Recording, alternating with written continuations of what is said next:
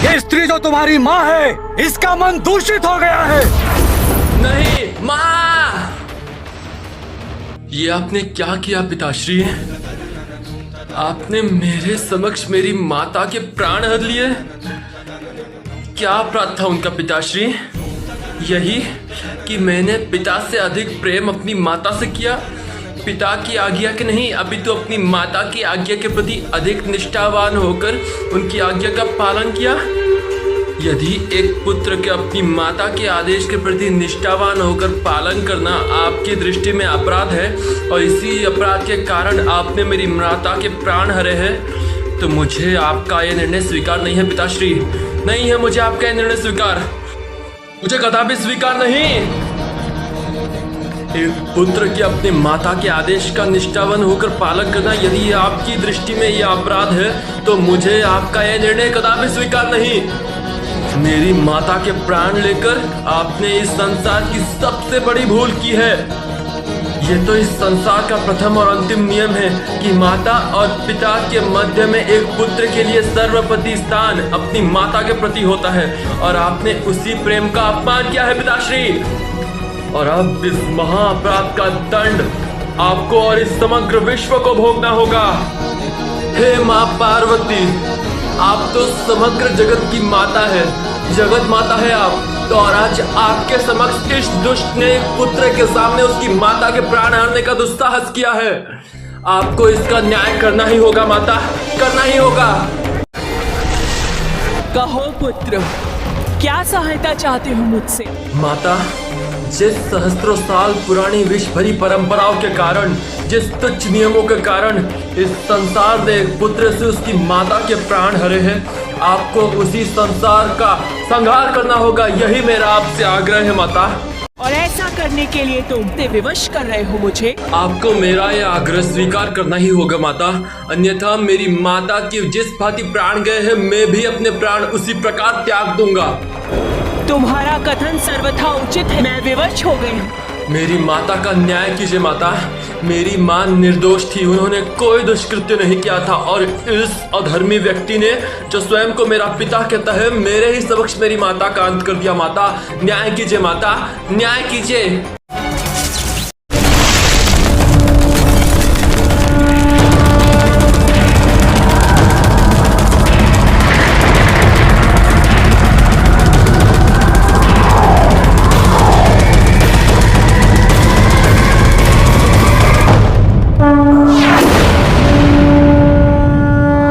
अन्याय हो रहा है। मुझ भूदेवी के साथ भी उतनी ही व्यथा मुझे भी है। जब तक पुनः जीवित नहीं करते, तब तक मेरे कोप के भागी होंगे ये समस्त सृष्टि भी ब्रह्मदेव। प्राकृतिक आपदाएं भोगनी पड़ेंगी जगत को।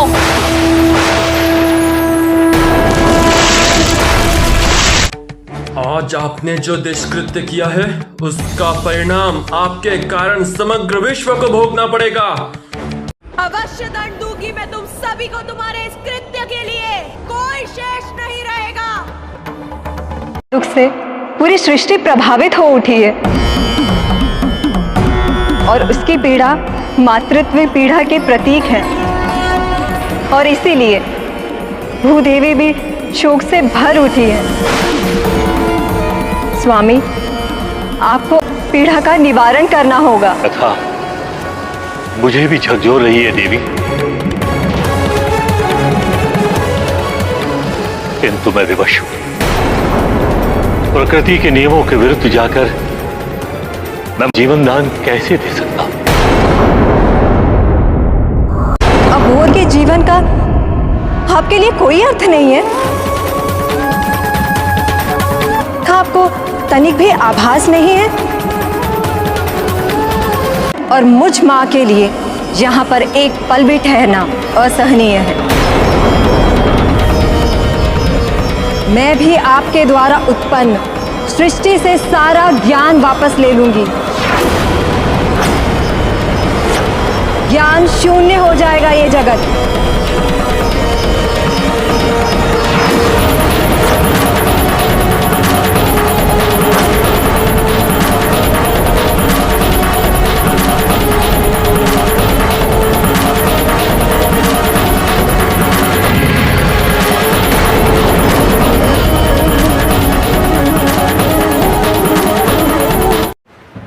आप मात्र देखते ही रहेंगे श्रीहरि?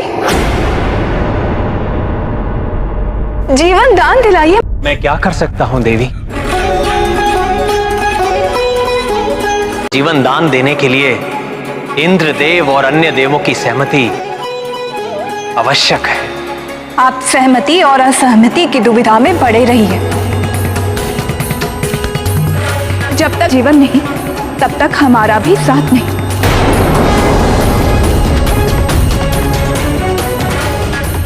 समस्त जगत श्रीहीन हो जाएगा मेरे बिना। सारे भोग विलास लुप्त हो जाएंगे संसार से।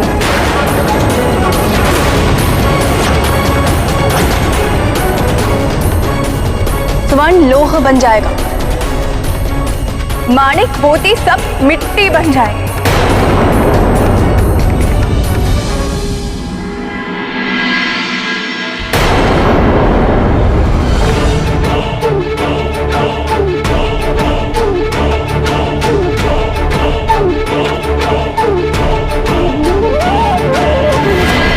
प्रकृति का नाश अब मैं करूंगी।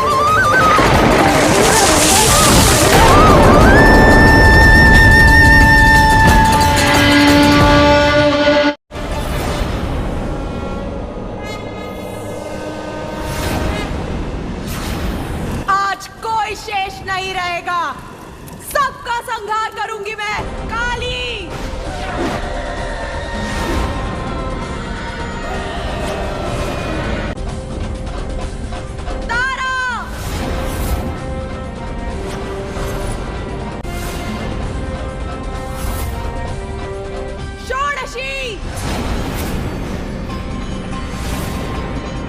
भुवनेश्वरी,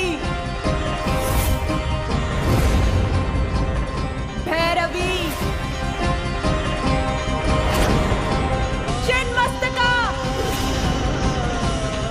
धूमवती, बगलामुखी, मातंगी, कमला। दुख ने समस्त मातृत्व शक्ति को आंदोलित कर दिया है। इसके दुष्परिणाम समस्त जगत को भोगने पड़ सकते हैं। यदि सृष्टि को बचाना है, सुचारू रूप से चलाना है, तो मां को जीवन दान दिए बिना यह संभव नहीं होगा। मां को जीवन दान देने के लिए बाध्य होना ही पड़ेगा सबको। हाँ, अन्यथा समय प्रलय भी आ सकता है। मां सृष्टि करता है। 9 मास संतान को गर्भ में सहेज कर रखना बहुत बड़ी तपस्या है नारी की। वही तपस्या मां को मातृत्व शक्ति प्रदान करती है और यही मातृत्व शक्ति संतान पर स्नेह और ममता लुटाती है। क्षमा कर दो तुम्हें, अंत होगा अधर्म का। संहार करूंगा मैं सबका, समग्र विश्व का संहार कर दूंगा मैं। भयंकर उत्पात मचाकर सर्वत्र नाश करूंगा मैं। पृथ्वी की अधिष्ठात्री भूदेवी आप त्रिदेवियां ही नहीं, समस्त मातृत्व शक्ति आज संतप्त हो उठी है। और फिर पीड़ा भी तो मेरी पीड़ा है ना। यदि मां को जीवन दान नहीं मिला तो मैं समस्त पृथ्वी का नाश कर दूंगी। सब कुछ समाप्त हो जाएगा पृथ्वी पर।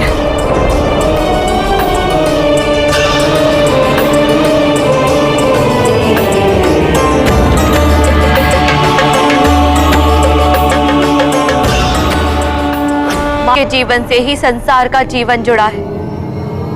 आज यदि मां नहीं तो संसार भी नहीं।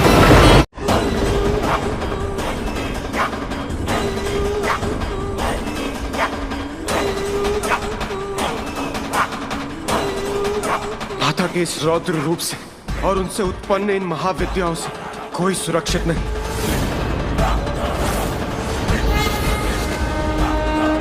मैं केवल कैलाशी नहीं, समस्त ब्रह्मांड में जहां जहां भी देव है उनका भी नाश कर दूंगी।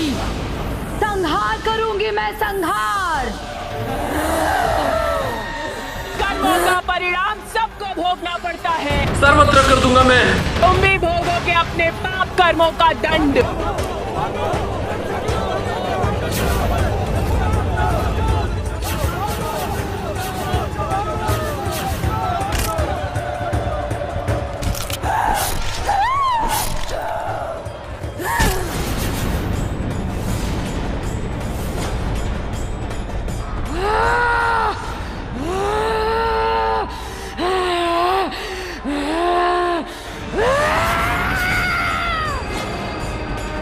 कहाँ जाने का प्रयास कर रहे थे?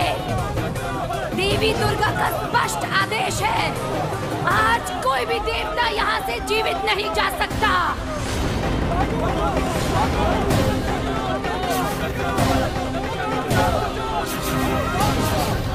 महाशक्ति के क्रोध से तुम्हें अब कोई नहीं बचा पाएगा, कोई तुम्हारी रक्षा नहीं कर पाएगा।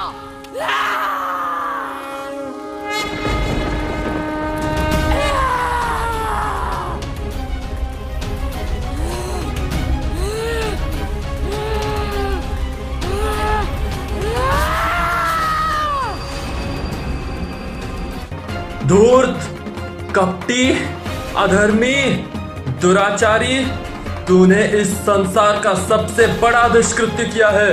एक पुत्र के समक्ष सर्वप्रथम तूने उसकी माता का अपमान किया और उसके पश्चात उसकी मां के प्राण तक ले लिए। तुम्हारे इस दुष्कृत्य का परिणाम समग्र विश्व को भोगना पड़ेगा।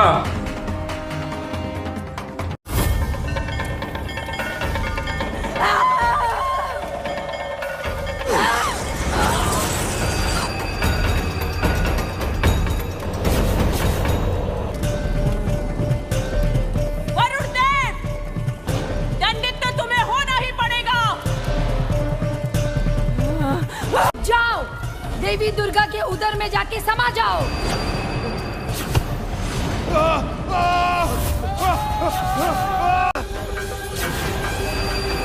मैंने कहा था ना, आज कोई शेष नहीं रहेगा, सबका संहार करूंगी मैं।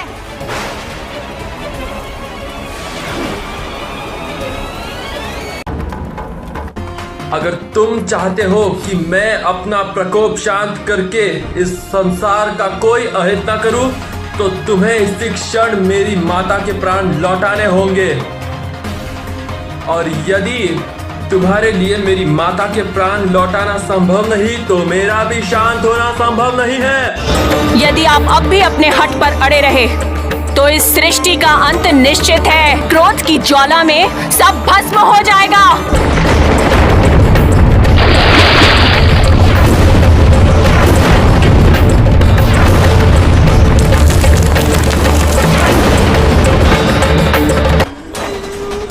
आज आप ही के मूर्खता भरे कृत्य के कारण समग्र विश्व संकट में है। यदि आप इस विश्व की सुरक्षा चाहते हैं, तो लौटाइए मेरी माता के प्राण।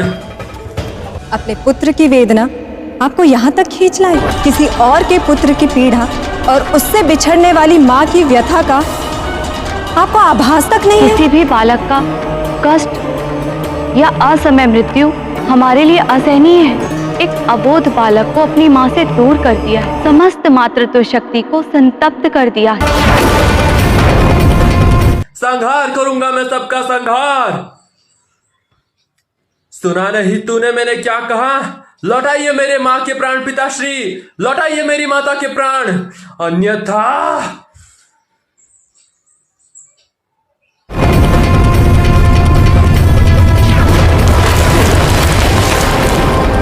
इसीलिए सारी सृष्टि में त्राहिमाम मचा हुआ है। अब भी समय है, अपनी भूल सुधार लो, अन्यथा पुत्र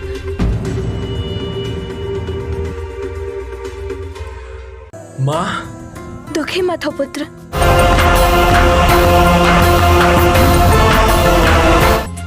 मुझे क्षमा कर दीजिए माँ, मैं आपकी रक्षा करने में असफल रहा, किंतु मैं आपको वचन देता हूँ कि आगे से मैं आपकी सुरक्षा और भी निष्ठावान होकर करूँगा। मैं अक्षरहीन समस्त संसार के ग्रंथों को पुनः अक्षर प्रदान करती, जो स्वर्ण लोह में एवं माणिक मोती पत्थर में परिवर्तित हो गए थे, वे पुनः अपना स्वरूप प्राप्त कर लेंगे।